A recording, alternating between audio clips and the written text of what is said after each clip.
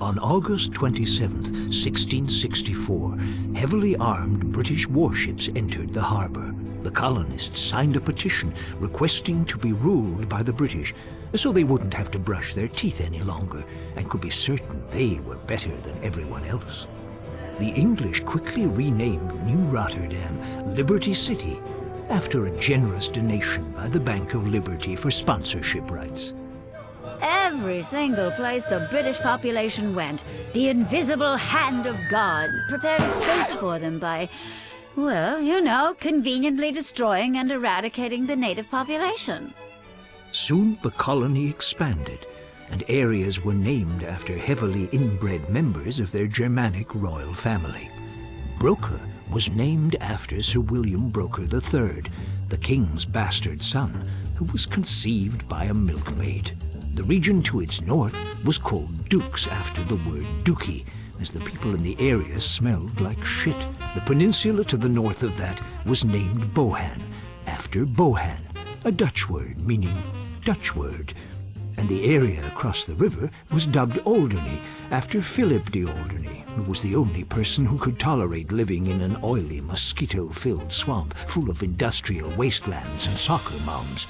But things wouldn't be quiet for long. Pretty soon, the residents of Liberty City began to fight with the British over taxes. Americans felt, and well, rightly so, that they shouldn't have to pay any taxes. Let the markets sort it out. Poor people will die, rich people will win. Welcome to progress. And so began the American Revolution, a bloody battle by men and women who wanted to leave the tyranny of England's tax structure that paid for burdensome health care and unnecessary public education. This was a war agitated by a number of musket companies who knew they would win whatever the outcome. And of course you can still see that rich tradition today. Americans don't want health care or education. No, we want guns and fireworks shows and wars so politicians can invest in armament companies and clean up.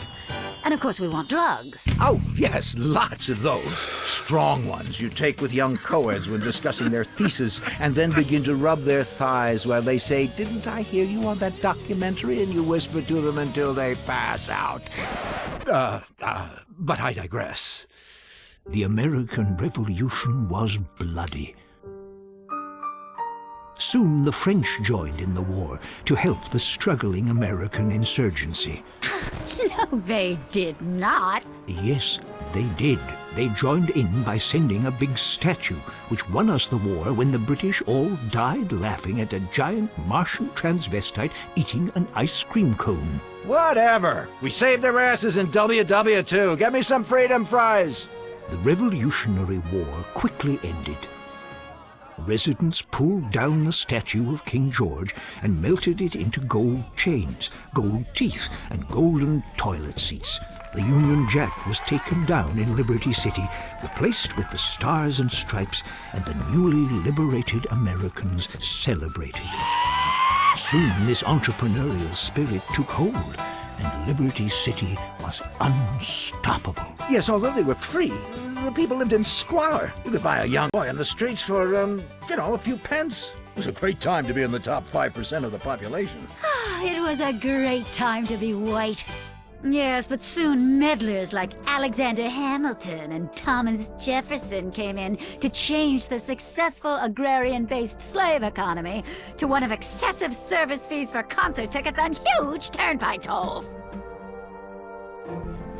With slavery soon outlawed in Liberty City and the other northern colonies, righteous women were forced to spend time under the train tracks, servicing men for 3 pence.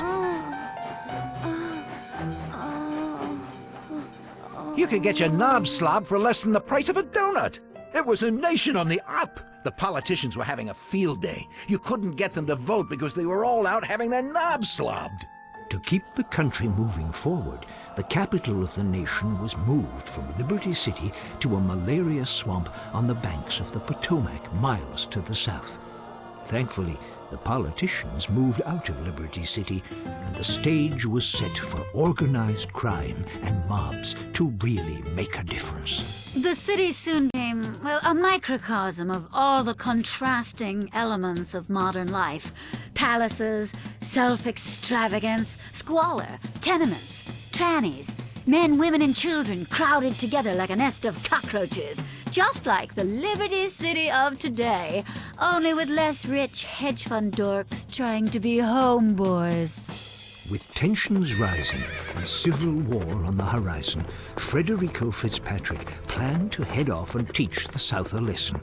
But before doing so, continued his great project to bring calm and civilization to all. A central repository for the most hopeless specimens of degraded humanity to get high in. A park in the middle of Liberty City that would become the great democratic meeting ground where, no matter how rich or how poor, you could get dragged into the bushes and raped. Yet beyond its tranquil borders, tension was breaking out. A lot of people were tired of living in black and white. They wanted color, and there were riots. There were kids sleeping in the streets, begging, willing to do anything for a nickel. And there were no taboos or TV shows to catch you doing what is natural between a man and a boy. The nation was sliding inexorably into civil war, which we'll leave until next time. Unless you have the foresight to pre-order the box set of DVDs, join us next time for A History of Liberty Part 2, The Civil War and Beyond. CNT Wednesday.